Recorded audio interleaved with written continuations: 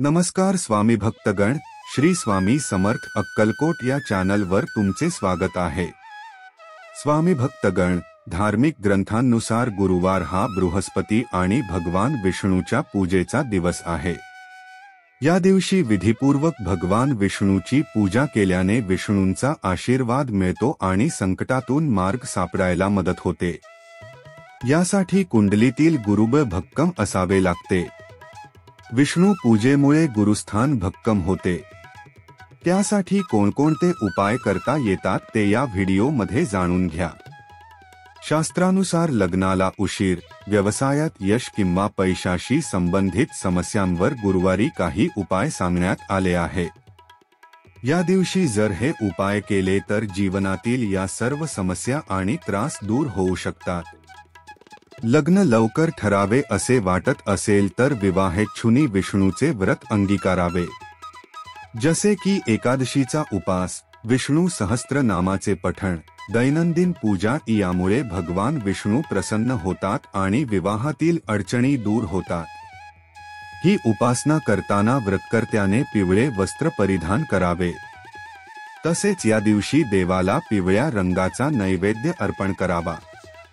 असे मानले जाते की या दिवशी पिवळ्या रंगाच्या वस्तूंचे सेवन केल्याने देवाची कृपा प्राप्त होते। ओम नमो भगवते वासुदेवाय हा मंत्र तर जादूसारखा असर करतो। फक्त त्या मंत्राचा दररोज ठराविक वेळी मनोभावे जप केला पाहिजे।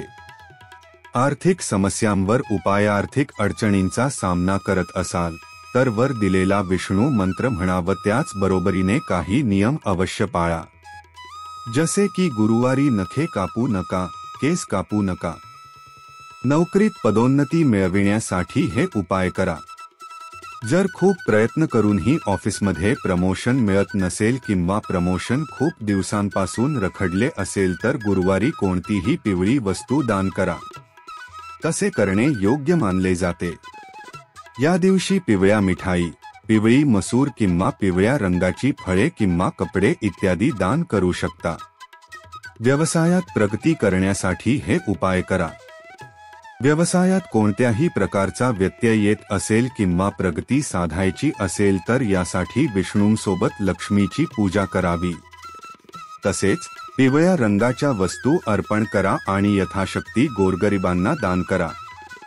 स्वामी भक्तगण, हा व्हिडिओ आवडला असेल तर नक्की लाईक व शेअर करा आणि अशा नवनवीन व्हिडिओसाठी आपल्या चॅनेलला सबस्क्राईब करा।